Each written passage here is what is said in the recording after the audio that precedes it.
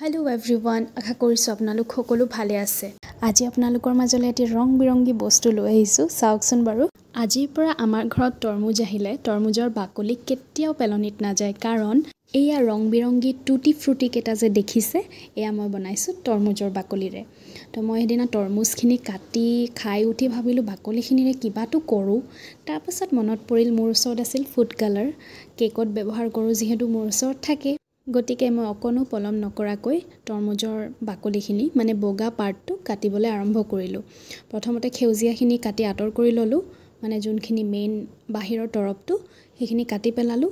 তাৰ পাছত এতিয়া মই বগা পাৰ্টটো এনেকৈ সৰু সৰুকৈ কিউবছত কাটি লৈছোঁ। এইটো সাইজেই থাকে টুটি ফ্ৰুটিৰ কাৰণ এইটো বইল কৰা যায়। গোটেইখিনি সৰু সৰু টুকুৰা কৰি ল'লোঁ। লোৱাৰ পাছত এতিয়া মই এইখিনি বইল কৰিম। এনেকৈ পেন এখনত মই পানী লৈ লৈছোঁ। তাৰ পাছত এতিয়া কাটি লোৱা তৰমুজৰ বাকলিখিনি ইয়াতে দি দিম। দি পেলাই 10-15 মিনিটমান বইল কৰিব লাগিব। 10-15 মিনিট মানে যেতিয়ালৈকে তৰমুজৰ বাকলিখিনি উতলি অকণমান ট্ৰান্সপেৰেণ্ট টাইপৰ হৈ নাযায় তেতিয়ালৈকে বইল কৰিম। আৰু এতিয়া ইয়াত আপোনালোকে দেখিবলৈ পাইছে মোৰ তৰমুজৰ বাকলিখিনি ধুনীয়াকৈ সিদ্ধ হৈ গৈছে। এতিয়া মই এইখিনি চেকি ল'ম, পানীখিনিৰ পৰা আঁতৰ কৰি দিম নহ'লে বেছিকৈ বইল হৈ যাব যোনটো আমাক নালাগে। আপোনালোকে কেতিয়াবা চেষ্টা কৰি পাইছেনে মানে তৰমুজৰ বাকলিৰে এনেকৈ টুটি ফ্ৰুটি বনাই পাইছেনে ঘৰত? কমেণ্ট কৰি জনাবচোন বাৰু। আৰু মই এতিয়া সেই একে পাত্ৰতে একাপ চেনি লৈ লৈছোঁ আৰু চেনিৰ দুগুণ পানী মানে 2 কাপ পানী। চেনি পানীখিনি উতলাৰ লগতে এতিয়া তৰমুজৰ বাকলিখিনি ইয়াতে দি দিম। এইখিনি 10-15 মিনিটমান ইয়াতে বনাব লাগিব। আৰু লগতে মই এচামুচ দিছোঁ নেমুৰ ৰস।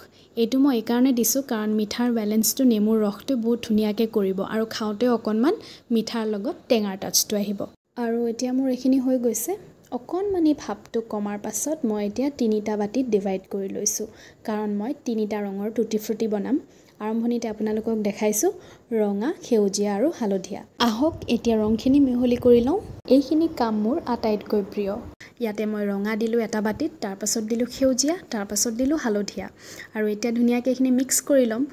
এইখিনি মানে সকলোতকৈ মানে ফান পাৰ্ট বুলি যে কয় মোৰ কাৰণে এনেকুৱা। ইমান ধুনীয়া টুটি ফ্ৰুটি ঘৰতে বনাব পৰা যায় যিহেতু আৰু বজাৰৰ পৰানো কেলে কিনিব লাগে।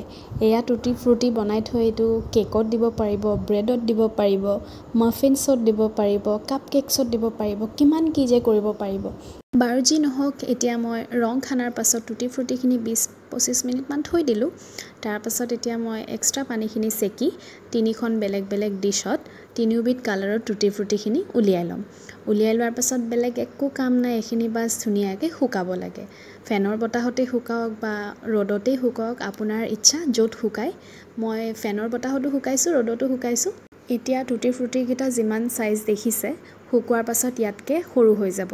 তো এইখিনি মই এনেকৈ শুকাই লৈছোঁ ধুনীয়াকৈ। পানীখিনি একেবাৰে শুকাই নাইকিয়া হৈ যাব লাগিব, একদম ড্ৰাই হ'ব লাগিব, শুকান। তো এতিয়া মই টুটি ফ্ৰুটিখিনি আপোনালোকক দেখাই আছোঁ কেনেকুৱা হৈছে। বাকলিখিনি কাটা আৰু এনেকৈ শুকোৱা এইখিনিতেই যি ধৈৰ্য লাগে। এয়া দেখিবলৈ পাইছে মোৰ টুটি ফ্ৰুটিখিনি ৰেডি হৈ গৈছে। এতিয়া মই 3বিধ একেলগে মিহলাই লৈছোঁ। কি ধুনীয়া লগা হৈছে নহয়নে বাৰু?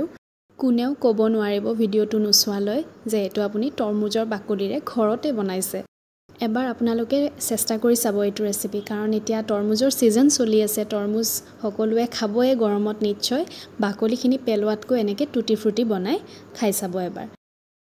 এনেকুৱা সৰু টেমা এটাত মই টুটি ফ্ৰুটিখিনি ষ্ট'ৰ কৰি থলোঁ। ভিডিঅ'টি আজি ইমানেই আছিল। আশা কৰিছোঁ আপোনালোকে ভাল পালে।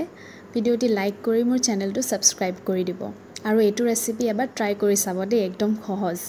তো আজিলৈ আহিছোঁ, পুনৰ নতুন ভিডিঅ' এটিৰ সৈতে লগ পাম। তেতিয়ালৈকে ভালে থাকক, সুস্থ থাকক আৰু মোৰ চেনেলটো ছাবস্ক্ৰাইব কৰিব। বাই।